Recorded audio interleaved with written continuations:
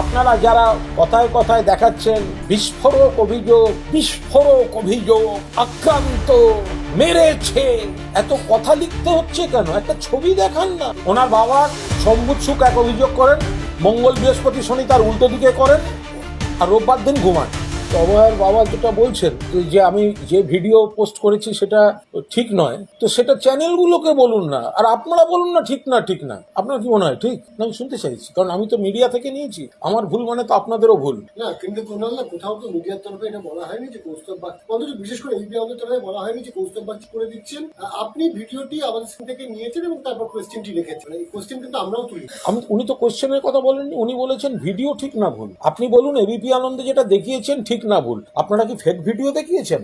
আমরা ভিডিও যা দেখিয়েছি সেটা নিয়ে কোনো সন্দেহ নেই, কিন্তু ব্যাস মিটে গেছে, সন্দেহ নেই। অর্থাৎ এবিপি আনন্দ ঠিক ভিডিও দেখিয়েছে। তাহলে আমি সেই ভিডিওটাই নিয়ে প্রশ্নটা তুলেছি, কারণ ভিডিওটায় দেখা যাচ্ছিল যে বিজেপির ন্যাড়া নাড়ু ও ধাক্কা দিচ্ছে, ও অভয়ার মাকে ধাক্কা দিচ্ছে নিজের মুখ দেখাবে বলে। আমি সেই অংশটাই শুধু পোস্ট করেছি। তো এই ভিডিও যদি ভিত্তিহীন হয় তাহলে গোটা বাংলা সংবাদ মাধ্যমের সেই ভিডিও চলেছে। তো তাহলে আমি ওনার বাবাকে বলবো যে আপনি দয়া করে সব সংবাদ মাধ্যমের অফিসে, চ্যানেলের অফিসে চিঠি দিন, যেরকম ফেক ভিডিও কিভাবে তৈরি হলো। হওয়ার তো কথা নয়। আসল কথা হচ্ছে ভিডিওটা আসল। একটা ছবি দেখান। এতগুলি চ্যানেল, অনেক মিথ্যাচার হয়েছে। অভয়ের বাবাকে আমি পূর্ণ শ্রদ্ধার সঙ্গে বলছি, একটা ভিডিও দেখান যে কোন পুলিশ আপনাদের গায়ে হাত দিচ্ছে। একটা ভিডিও দেখান। আপনারা ছিলেন প্রচারের কেন্দ্রে, আপনাদেরকে ঠেলে প্রচারের সামনে দিয়ে দিচ্ছিল বিজেপি। এতগুলো চ্যানেল, এতগুলো কাগজ, এতগুলো পোর্টাল, এতজনের ফেসবুক, এতজনের এক্স হ্যান্ডেল, এতজনের ইনস্টা, এতগুলো মোবাইল ফোন যাতে ক্যামেরা লাগানো, সবাই আপনাদের ছবি তুলেছে। একটা ছবি দেখান পুলিশ মেরেছে। আমরা 10টা ছবি দেখাবো, আপনাদেরকে বিজেপির নেড়া নেড়ু আর দু একজন পেছন থেকে ঠেলে দিচ্ছে। পুলিশ আপনাদের মারেনি, কেন পুলিশ আপনাদের মারবে? আপনারা বিজেপির পাল্লায় পড়ে মিথ্যাচার করছেন, ফলে কেন অকারণ কথা বলছেন? কি বলেছে কুণাল ঘোষ? কুণাল ঘোষ ভিডিওটা দিয়ে বলেছে ন্যাড়া নেড়ু আপনার স্ত্রীকে সরিয়ে দিচ্ছে নিজে মুখ দেখাবে বলে। আমি সেই অংশটা পোস্ট করেছি এবং আরো অনেকে পোস্ট করেছেন। তো আমার উপর রাগ করে কি হবে? আপনাদের প্রতি পূর্ণ সহমর্মিতা, শ্রদ্ধা আছে, কিন্তু আপনারা যদি রাজনৈতিক উপাদান তৈরি করে কোনো রাজনৈতিক প্রতিপক্ষের কুৎসার উপাদান হিসেবে ব্যবহৃত হন, তো সেইটুকুর প্রতিবাদ আমি করবো না একটা দলের সৈনিক হিসেবে? অভয়ের বাবা আজকে আরো একটি অভিযোগ করেছেন যে সরকারের চাপে অভয়ের মাকে হাসপাতালে ভর্তি রাখতে চাইছে না। চাঞ্চল্যকর অভিযোগ করছেন। মিথ্যা কথা বলছেন। সরকার কোনো চাপ দেয়নি। আমাদের কাছে অভিযোগ আছে যে কালকে ওনাকে ভর্তিটাই নিতে চাইনি, সেটাই আমাদের কাছে অভিযোগ আছে। সত্যতা আমরা যাচাই করিনি, উনিও যেহেতু করেননি তাই বলছি যে বিজেপির অন্যতম এক শীর্ষ নেতা রিকোয়েস্ট করেছে একটু রেখে দিন, নইলে মানিজ্জত যাবে। সরকার থেকে কেউ রিকোয়েস্ট করতে যায়নি। সরকার এসব নিয়ে চিন্তিত নয়। সরকার, আপনারা কি আন্দোলন করছেন ওই করছেন, আপনাদের সুরক্ষা সরকার, পুলিশ সবাই দেখেছে, সবাই ছিল। বাকি কোনো বিজেপির নাটক নিয়ে সরকার চিন্তিত নয়। শনিবার নবান্ন অভিযান রাজনৈতিক একটা কেন ছবি নেই? এই দাবি করে একটা ছবি নেই কেন? আপনারা যারা কথায় কথায় দেখাচ্ছেন বিস্ফোরক অভিযোগ আক্রান্ত মেরেছে, এত কথা লিখতে হচ্ছে কেন? একটা ছবি দেখান না। এত কথা লিখতে হচ্ছে কেন?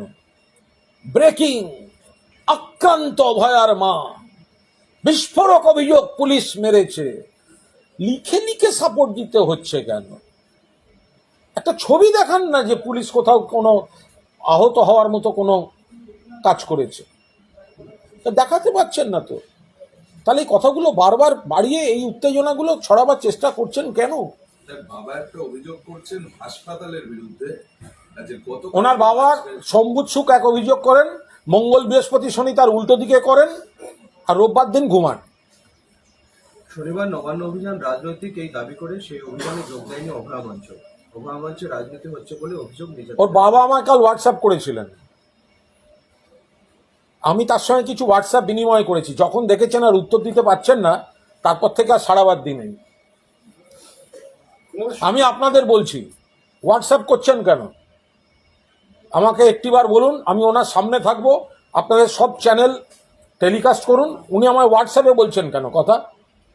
আর যখন আমি উত্তর দিচ্ছি, যেটা ওনার অসুবিধা হচ্ছে, উনি সেগুলো শুনতে পাচ্ছেন না, লোকের সেখানে হোয়াটসঅ্যাপ করছেন। অভয় বাবাকে গতকাল প্রথম বলেছিলেন যে কুণাল ঘোষ আমাকে হোয়াটসঅ্যাপ করে এই ভিডিওটা পাঠিয়ে দিন। অভয়ের বাবা যদি বলে থাকেন কুণাল ঘোষ ওই ভিডিওটা নেড়ানেড়ুর ধাক্কা দেওয়ার ভিডিওটা, ওটা যদি কুণাল ঘোষ ওনাকে পাঠিয়ে থাকে, এটা উনি বলেছেন, আমি দেখেছি।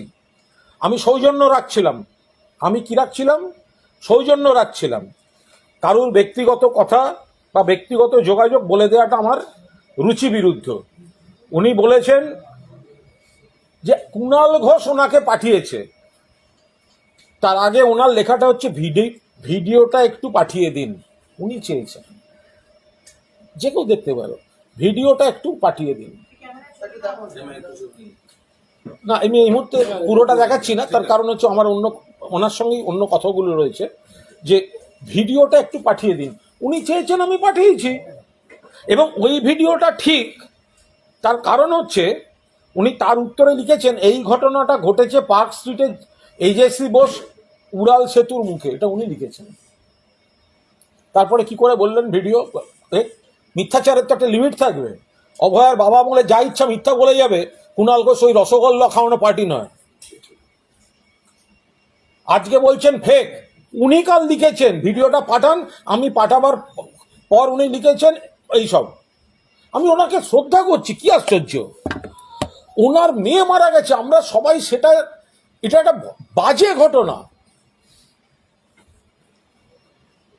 উনি বলে দেবেন কুণাল ঘোষ আমায় পাঠিয়েছে, এটা তো আংশিক সত্য। মিথ্যাচার বিভ্রান্তি বলে চালিয়ে দেওয়া যেতে পারে।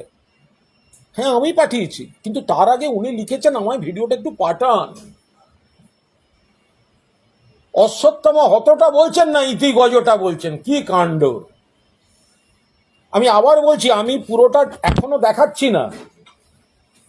উনি আমায় কাল কিছু হোয়াটসঅ্যাপ করেন, স্পষ্ট বোঝা যায় কেউ করতে বলেছে।